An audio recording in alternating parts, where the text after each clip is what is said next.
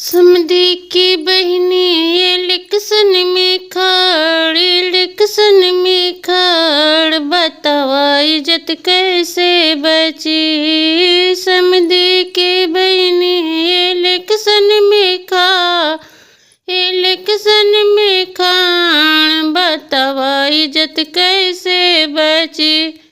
गली गली वोट मांगे, गुंडन से नोट मांगे, गली गली वोट मांगे, गुंडन से नोट मांगे। गलिया में खोजे लीला महर बतार, बतावा इज्जत कैसे बचे। गलियन में खोजे लीला महर बतार, बतावा इज्जत कैसे बचे।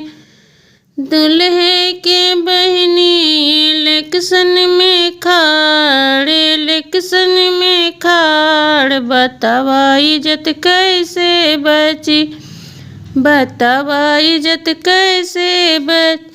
गली गली वोट मांगे, गुंडन से नोट मांगे, गली गली वोट मांगे, गुंडन से नोट।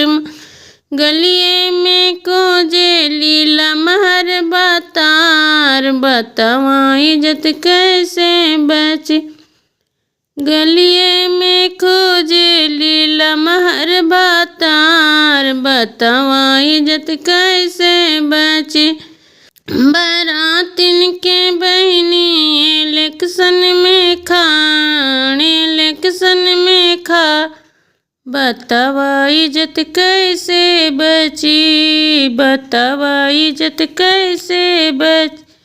गली गली वोट मांगे, गुंडन से नोट मांगे, गली गली वोट मांगे, गुंडन से नोट मांगे।